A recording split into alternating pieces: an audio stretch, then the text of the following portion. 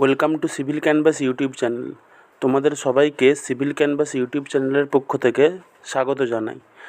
আজকে আমার টপিক হচ্ছে ফিফথ সেমিস্টার, যেটা West Bengal state council of technical and vocational education and skill development, যেটা টেকনিক্যাল এডুকেশনের আন্ডারে, তার ফিফথ সেমিস্টারের সিলেবাস নিয়ে কিছু আলোচনা করব।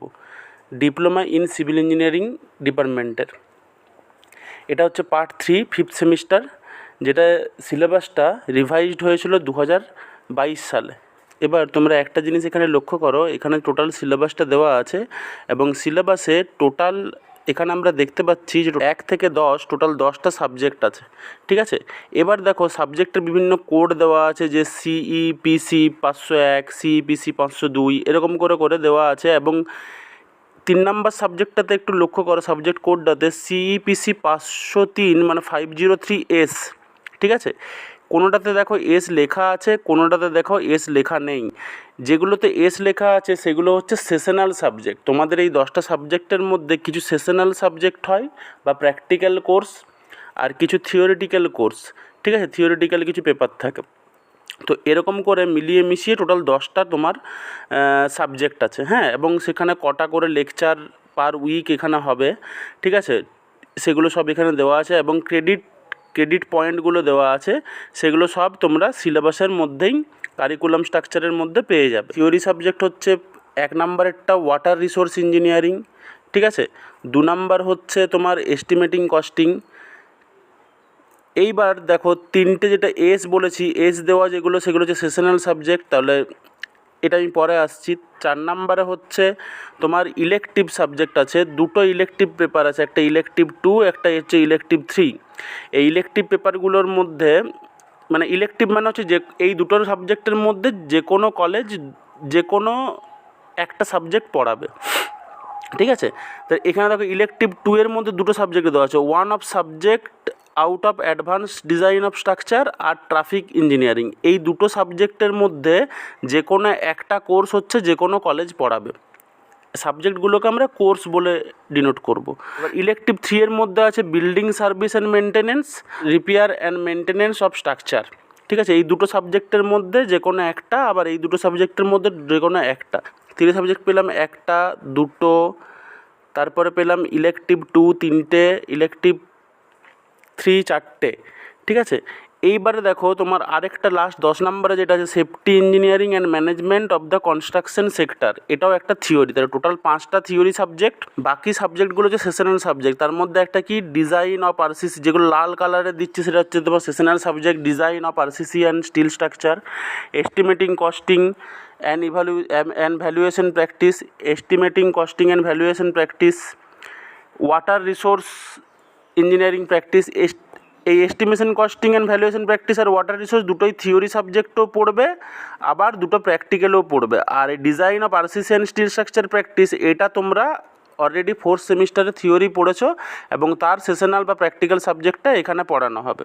আরেকটা আছে ইন্টার্নশিপ 2 আফটার 4th সেমিস্টার। এটা আর একটা মেজর প্রজেক্ট 1, যেটা তোমরা মাইনর প্রজেক্ট 1 করে মাইনর প্রজেক্ট করেছো, সেটারই ড্রয়িংটা ওখানে ছিল। এখানে তোমার হচ্ছে ডিজাইন পার্টটা থাকবে। যেহেতু তোমরা 4th সেমিস্টারে ডিজাইন পার্ট পড়েছো, RCC, design of RCC and steel structure, সেই জন্য মেজর প্রজেক্ট 1-এ যে ড্রয়িংটা তোমরা মাইনর প্রজেক্টে করেছিলে সেইটারেই তোমরা ডিজাইন করবে এই সেমিস্টারে, ঠিক আছে, 5th সেমিস্টারে। তাহলে টোটাল আমরা 10টা সাবজেক্ট পড়বো এবং টোটাল লেকচার হচ্ছে 13টা। তার মধ্যে তোমার প্র্যাকটিক্যাল হচ্ছে 10 আওয়ার্স আর লেকচার হচ্ছে 13 আওয়ার্স, আর টোটাল ক্রেডিট পয়েন্ট হচ্ছে 19। এবার তোমাদেরকে যেটা দেখাবো, টোটাল তো 10টা সাবজেক্ট পড়বো, তার মধ্যে সেশনাল বা প্র্যাকটিক্যাল আর থিওরিটিক্যাল দুটোই সাবজেক্ট থাকবে। এখানে দেখো ইভ্যালুয়েশন অফ স্কিম, মানে কীভাবে তুমি ইভ্যালুয়েশনটা তোমার হবে। এটা হচ্ছে ইচ কোর্স থিওরি আর practical is to be assigned 100 marks. তাহলে প্রতিটা সাবজেক্টেই 100 মার্কস, মানে 1000 মার্কসের টোটাল পরীক্ষা হবে, ঠিক আছে। এবার ক্রেডিট পয়েন্ট অনুযায়ী সেটা তোমার রেজাল্টটা আসবে। ফর থিওরি কোর্সেস আর প্র্যাকটিক্যাল কোর্সেস, দেখো থিওরি কোর্স তোমরা অলরেডি এটা জানো, যেহেতু ফার্স্ট সেম থেকে 4th সেম অবধি দিয়ে এসছো, তোমরা অলরেডি এটা জানো, তাও একবার আলোচনা করে দিচ্ছি। থিওরি কোর্সের মধ্যে কী থাকে, একটা হচ্ছে ইন্টারনাল অ্যাসেসমেন্ট, আরেকটা হয় এন্ড সেমিস্টার এক্সাম অ্যাসেসমেন্ট। এবার দেখি ইন্টারনাল অ্যাসেসমেন্ট যেটা আছে তার মধ্যে মিড সেম টেস্ট মানে দুটো হয় 20 নাম্বার করে, তার মধ্যে যেটা ম্যাক্সিমাম বা এভারেজ দুটোর মধ্যে যে কলেজ যেভাবে ধরে।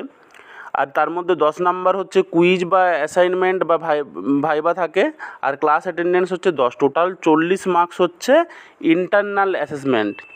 আর এন্ড সেমিস্টার এক্সাম যেটা থিওরি সাবজেক্ট, এখন যেটা কোশ্চেন প্যাটার্ন হচ্ছে তোমার 10টা MCQ 2 নাম্বার করে, আর 8 নাম্বার করে যেটা রিভিশন থাকবে 1+2+ এরকম করে, বা 4+4 8 নাম্বার করে 5টা কোশ্চেন থাকবে। টোটাল 100 মার্কসের হচ্ছে থিওরি কোর্সের মধ্যে তোমার গেল।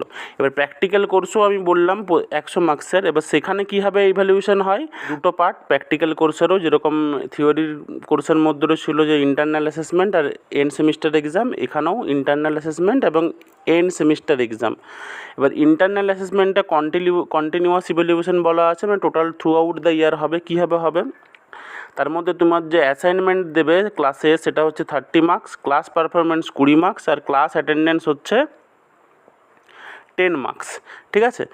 আর এন্ড সেমিস্টার এক্সামের ক্ষেত্রে assignment on the day of viva সেটা হচ্ছে 20 মার্কস, আর ভাইবা হচ্ছে 20 মার্কস। এই রকম করে টোটাল হচ্ছে 100 মার্কসের তোমার ইভ্যালুয়েশন স্কিম আছে। এস্টিমেটিং, কস্টিং অ্যান্ড ভ্যালুয়েশন, যে থিওরি আর প্র্যাকটিস দুটো সাবজেক্টের জন্যই একটা বই খুব ইম্পর্ট্যান্ট, এবং সিভিল ইঞ্জিনিয়ারিং যখন পড়ছো তখন এই বইটা তোমাদের অবশ্যই কাছে থাকা দরকার। প্র্যাকটিক্যালের জন্য খুব কাজে লাগে। সমস্ত রকম বিল্ডিংয়ের এস্টিমেট, তোমার কস্টিং, স্পেসিফিকেশন সমস্ত রকমভাবে এখানে দেওয়া আছে। এবং এম চক্রবর্তীর এই যে বইটা, এই বইটা সবাইকার কাছেই, সিভিল ইঞ্জিনিয়ার হিসাবে সবাইকার কাছেই কিন্তু থাকা দরকার। সেই জন্য তোমরা 5th সেমিস্টারে যেহেতু উঠে গেছো এবং তোমাদের যেহেতু এই সাবজেক্টটা এখন পড়তে হবে এবং তার প্র্যাকটিসটাও যেহেতু করতে হবে, তার জন্য তোমরা এই বইটা অবশ্যই তোমরা কিনে নিও। এটা তোমরা অনলাইনেও পাবে এবং অফলাইনেও যে কোনো দোকানে পাবে। তোমরা ফ্লিপকার্ট বা অ্যামাজন বা যে কোনো ওয়েবসাইট থেকে তোমরা কিন্তু এটা পারচেজ করে নিও, বা অফলাইনে কোনো দোকান থেকে পারচেজ করে নিও। একটা বইয়ের কথা বলছি যেটা তোমাদের ওয়াটার রিসোর্স ইঞ্জিনিয়ারিং আছে, সেই ওয়াটার রিসোর্স ইঞ্জিনিয়ারিংটাকে নর্মালি ইরিগেশন ইঞ্জিনিয়ারিংও বলে। এবং NN বসাকের ম্যাকগ্রো হিলের এই যে বইটা, এই বইটা অতি অবশ্যই কেন, প্রতিটা জিনিস পিকচার সহ বোঝানো আছে এবং খুব সংক্ষিপ্তভাবে বোঝানো আছে এবং টু দি পয়েন্ট অ্যান্সার দেওয়া আছে। অবশ্যই এই বইটা পারচেজ করে রাখো। বিভিন্ন রকম PSC, JEE, KMC junior engineer, assistant engineer, PSC assistant engineer, যে কোনো কম্পিটিটিভ এক্সামের ক্ষেত্রে এই দুটো বই অবশ্যই লাগবে, যেটা হচ্ছে তোমার ইরিগেশন ইঞ্জিনিয়ারিং বা ওয়াটার রিসোর্স ইঞ্জিনিয়ারিং, যেটা তোমাদের এই সেমিস্টারে আছে। খুব ভাইটাল সাবজেক্ট, ঠিক আছে। অনেক নাম্বারের কোশ্চেন পড়ে বিভিন্ন কম্পিটিটিভ এক্সাম। আর এস্টিমেটিং, কস্টিং অ্যান্ড ভ্যালুয়েশন এই সাবজেক্টের থেকেও প্রচুর নাম্বার কোশ্চেন পড়ে। এবং ওই এম চক্রবর্তীর বইটা যেটা দেখালাম, এম চক্রবর্তীর এই বইটা অবশ্যই তোমরা কিন্তু পারচেজ করে নেবে। এই দুটো বই, এম চক্রবর্তীর এস্টিমেটিং, কস্টিং অ্যান্ড ভ্যালুয়েশন আর ইরিগেশন ইঞ্জিনিয়ারিং NN বসাক, এই দুটো বই অবশ্যই তোমরা পারচেজ করো। এবং বাকি সাবজেক্টগুলো অলরেডি স্যাররা হয়তো নোটস দেবেন বা গুগল থেকে তোমাদেরকে পড়তে বলবেন, বা স্যাররা যেভাবে তোমাদের পড়াবেন সেই মতো তোমরা স্যারদেরকে ফলো করো। এবং আশা করি তাতে এই 5th সেমিস্টারটা কোনো অসুবিধা হবে না। যদি আরও কোনো ভিডিও লাগে তোমরা অবশ্যই জানাতে পারো যে কোন সাবজেক্টের কোন টপিক নিয়ে আলোচনা করলে তোমাদের ভালো হয়, সেই টপিক নিয়ে আমি আবার আসবো। তো তোমরা কমেন্ট সেকশানে অবশ্যই জানাও যে কোন টপিক নিয়ে আলোচনা করলে তোমাদের ভালো হয়।